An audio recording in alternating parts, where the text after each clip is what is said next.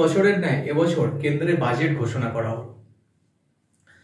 কিন্তু আপনারা জানেন কি, প্রত্যেক বছর বাজেট করা হয় ফার্স্ট ফেব্রুয়ারি, কিন্তু এবছর বাজেট করা হলো জুলাই। কেন করা হলো? কারণ যে বছর ইলেকশন থাকে সেই বছর ইন্টারিম বাজেট করা হয়, তাই এবছর ফেব্রুয়ারিতে বাজেট না করে আফটার ইলেকশনের পরে বাজেট করা হয়।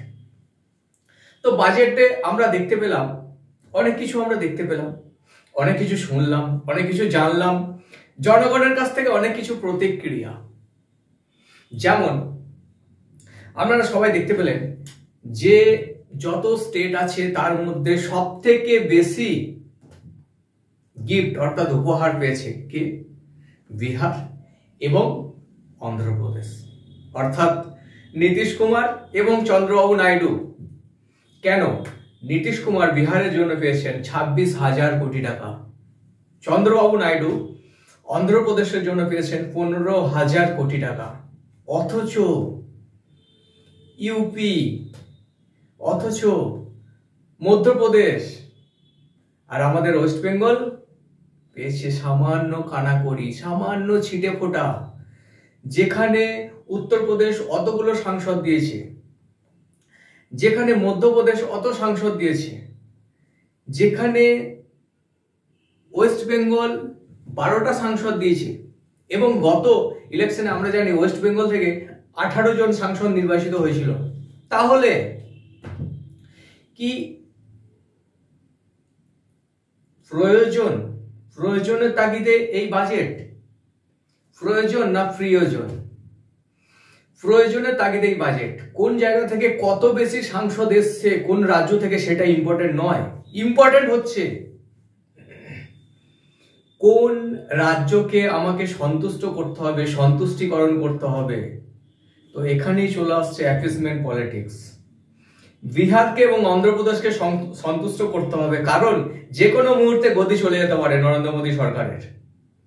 আর এই জন্যই বিহার এবং অন্ধ্রপ্রদেশের জন্য স্পেশাল বাজেট, স্পেশাল অ্যানাউন্সমেন্ট 26,000 কোটি, এবং অন্ধ্রপ্রদেশের জন্য 15,000 কোটি। তার সঙ্গে অমরাবতীকে অন্ধ্রপ্রদেশের ক্যাপিটাল করা হবে, এই প্রতিশ্রুতি নরেন্দ্র মোদী দিয়েছেন।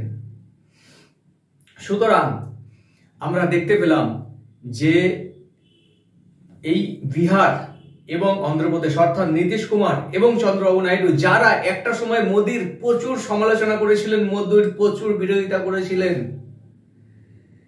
নীতিশ কুমার মোদীকে হিটলার বলেছিল, হিটলারের সঙ্গে তুলনা করেছিল।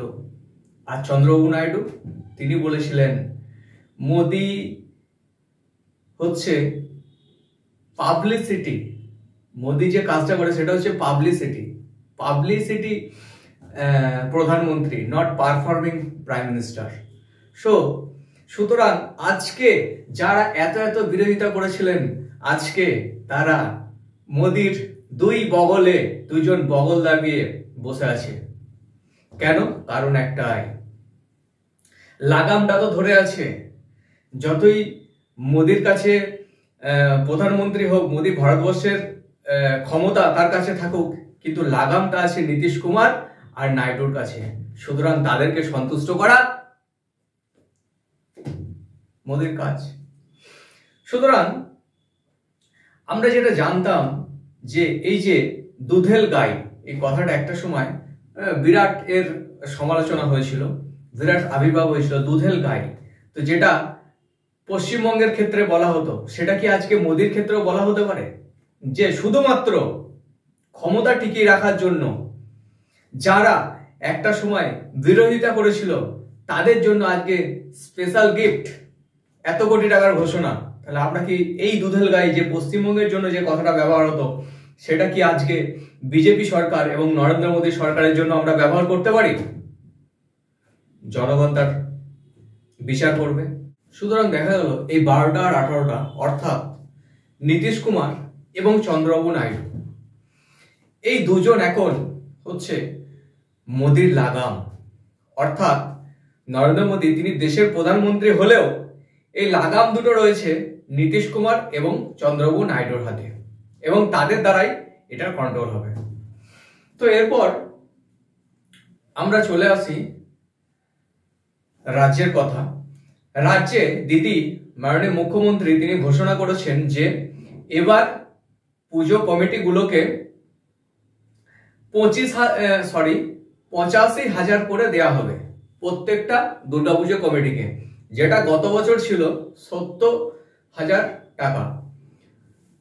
তো এটা এই যে কারণ, কি কারণে এটা হতে পারে, দেখা যাচ্ছে যে সামনে বছর 2024, তারপর 2025, তারপর 2026 সামনে ইলেকশন। সুতরাং দুর্গাপুজো কমিটিগুলোকে সন্তুষ্ট করা প্রয়োজন। কিন্তু ভারতীয় সংবিধান অনুসারে রাজ্য সরকার বা কেন্দ্র সরকার কোনো সরকারি কোনো ধর্মের পৃষ্ঠপোষকতা করতে পারে না, এটা ভারতীয় সংবিধান অনুসারে। কিন্তু দেখা যাচ্ছে যে রাজ্য সরকার বিভিন্ন ধর্মের পৃষ্ঠপোষকতা করছেন, অর্থাৎ বিভিন্ন ধর্মে তাদেরকে অর্থ প্রদান করা হচ্ছে দুর্গাপুজোয়, কখনো ঈদের জন্য। সুতরাং এইগুলো কি একই রকম ভাবে আমরা বলতে পারি কেন্দ্র সরকার যেটা করছে তুষ্টিকরণের রাজনীতি, রাজ্য সরকার একই করছে তুষ্টিকরণের রাজনীতি? তাহলে সেই যে দুধেল গাই, সেই যে শব্দ, সেটা কেন্দ্র সরকারের, শুধু রাজ্য সরকারের ক্ষেত্রে নয়, সেটা কেন্দ্র সরকারের ক্ষেত্রেও প্রযোজ্য, দুজনের ক্ষেত্রে। সুতরাং যেটা হচ্ছে যে মোদি বলেছিলেন যে মজবুত নয়, মজবুত সরকার চাই, মজবুর নয়। সুতরাং দেখা যাচ্ছে যে কেন্দ্র এবং রাজ্য উভয় ক্ষেত্রেই উভয়ই একই নীতি নিয়ে চলছে, উভয়ই তুষ্টিকরণের নীতি নিয়ে চলছে। সুতরাং আপনারা দর্শকরা, আপনারা কমেন্টে লিখুন যে এই যে বাজেট, এই বাজেট কি জনমানুষের পক্ষে সুবিধাজনক কি জনমানুষের পক্ষে কষ্টকর এই বাজেট? আমরা বাংলা দুনিয়ার পক্ষ থেকে এইভাবে বিশ্লেষণ করে যাব। অনেক বিষয়ের জন্য চোখ রাখুন, সঙ্গে থাকুন বাংলা দুনিয়ায় এবং কমেন্টে আমাদের জানান। ধন্যবাদ।